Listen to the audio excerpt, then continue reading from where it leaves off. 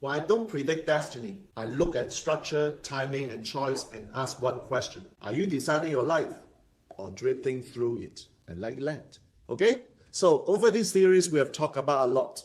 Effort that no longer works, patterns that repeat, clarity that comforts but doesn't move, confidence that collapses under pressure, independence that stops scaling, and timing that punishes with time action, regulation that now defines leadership, tools that distract instead of giving you the clarity, small decisions that quietly shape everything. So in this final video, it's not about adding more.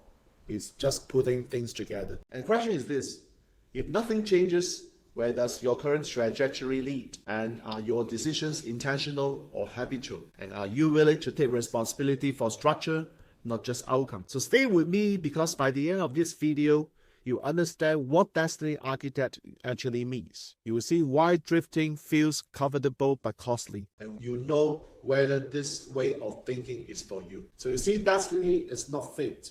It's structure over time. Destiny sounds mystical, isn't it? Well, but it isn't. It's actually structural. It's the accumulation of decisions made under pressure, defaults that you don't question, patterns that you tolerate, timing you respect or ignore. So given enough time, structures always reveal itself. Not dramatically, but inevitably. So people don't wake up one day with a destiny. They wake up inside one they have been building for years, and usually unconsciously. While drifting isn't laziness, it's avoidance wrapped in comfort. And you see, when you drift, what happens is that you don't have to commit. You don't have to disappoint. You don't have to confront uncertainty. Designing demands clarity, and clarity demands responsibility. And that's why most people drift. Not because they can't decide, because they don't want the weight of owning it. And drifting doesn't feel like failure.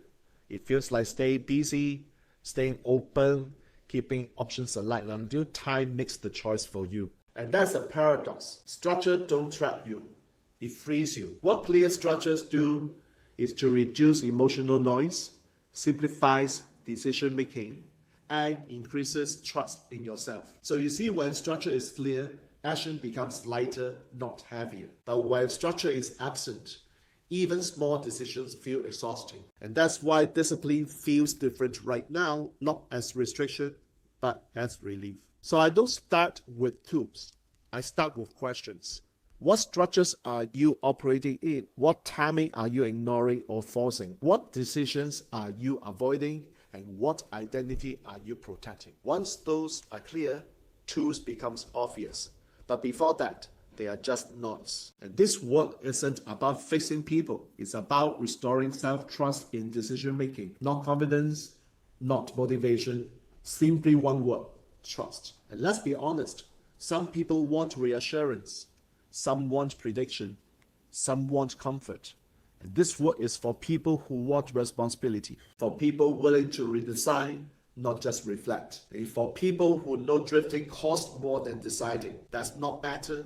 It's just different. So ask yourself this honestly: if no one told you what to do, would you trust your own decisions? If the answer is no, then that's not a flaw.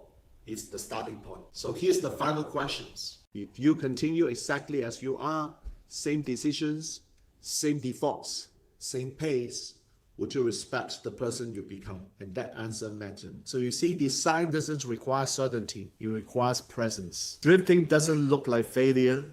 It looks like delay instead. And you know what? Delay always has a cost. So for now, don't overhaul your life. Choose one area you are drifting in. Name it honestly. Decide one thing you have been postponing. That's design. And this series is the foundation of what I call the Destiny Architect approach. And if these conversations resonated, the next layer happens inside the Destiny Architect Telegram chat. And that's where we go deeper, privately and deliberately. So my final note to everyone who have finished watching this series of videos: destiny isn't discovered.